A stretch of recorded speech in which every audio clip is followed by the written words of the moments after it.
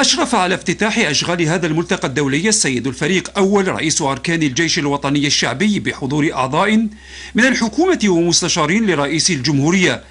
بالإضافة لعميد جامع الجزائر ورئيس المرصد الوطني للمجتمع المدني والمدير العام للمعهد الوطني للدراسات الاستراتيجية الشاملة، فضلا عن الأمين العام لوزارة الدفاع الوطني وقادة القوات والدرك الوطني وقائد الناحية العسكرية الأولى ورؤساء دوائر ومديري ورؤساء مصالح مركزية بوزارة الدفاع الوطني وأركان الجيش الوطني الشعبي، وكذا أساتذة وخبراء جزائريون وأجانب.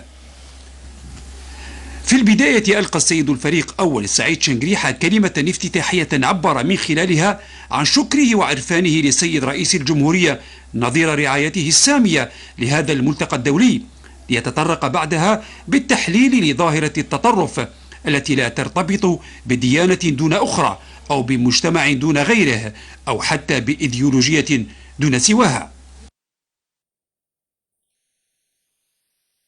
أود بداية أن أعبر عن شكرنا الجزيل وعرفاننا وتقديرنا للسيد رئيس الجمهورية القائد الأعلى للقوات المسلحة وزير الدفاع الوطني نظير رعايته السامية لهذا الملتقى الدولي المعنون جيوسياسية التطرف، منطلقات والتهديدات والتحديات وآلية المجابهة. يعتبر التطرف ظاهرة تاريخية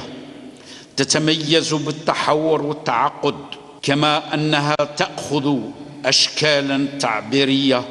مختلفة وتقوم على منطلقات فكرية وعقائدية متباينة حسب الزمان والمكان، ولكنها تشترك في بعض المنطلقات القائمة على الاعتقاد الخاطئ بامتلاك حقيقة ورفض الآخر ونبذه، واتخاذ سلوكات تعبيرية بالخطاب أو بالأفعال القائمة على الكراهية، بل وحتى على العنف الذي قد يصل لحد الإرهاب. فظاهرة التطرف غير مرتبطة بديانة دون أخرى أو بمجتمع دون غيره أو حتى بإيديولوجية دون سواه، والاستغلال الخاطئ أو الوظيفي لأفكار والقناعات تؤسس لمسارات تهدد الهوية والأفكار بل وحتى استقرار الدولة.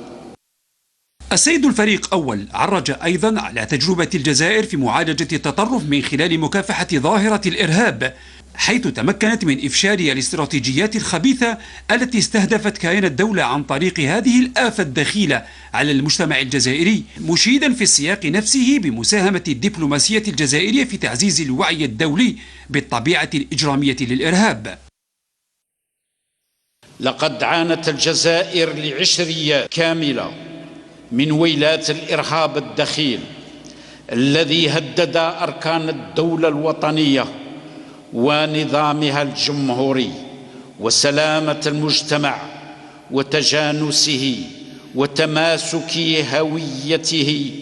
وخرب اقتصاده. لكن بفضل الله تعالى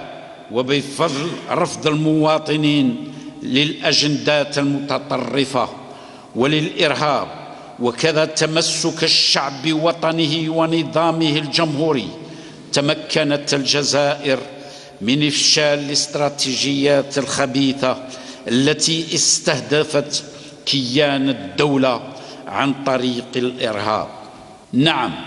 انتصرت الجزائر بمواطنيها وجيشها الوطني الشعبي ومؤسساتها على الإرهاب لوحدها، وتمكنت من تطوير تجربة فريدة من مكافحة هذه الآفة والوقاية منها، سواء على المستوى العمليات أو عن طريق تطوير مقاربة وطنية متكاملة ومتعددة الأبعاد. كما ساهمت الدبلوماسية الوطنية في تعزيز الوعي الدولي بالطبيعة الإجرامية للإرهاب، وذلك من خلال عدد من الاتفاقيات والمبادرات الإقليمية والجهوية، وكذلك القرارات الأممية الداعمة للمجهودات المشتركة في مجال مكافحة الإرهاب وتجفيف مصادر تمويله من أجل منع تفاقم التهديد وانتشاره. على إثر ذلك أعلن السيد الفريق أول رئيس أركان الجيش الوطني الشعبي عن الافتتاح الرسمي لفعالية الملتقى، ليتم عقب ذلك توالي إلقاء المحاضرات المبرمجة والتي تناول من خلالها الأساتذة والخبراء المشاركون ظاهرة التطرف والإرهاب من خلال استعراض منطلقاته وخلفياته، وكذا تقديم قراءة استشرافية للظاهرة مع اقتراح خارطة طريق للتعامل الاستباقي معها، فضلا عن استعراض أهم التجارب والمقاربات في التصدي لظاهرة التطرف والإرهاب، لا سيما التجربة الجزائرية. كما تخللت المداخلات مناقشات وتدخلات لأخصائيين وإطارات قدموا تصورات وأفكارا ساهمت في إثراء فعالية الملتقى وتوصياته.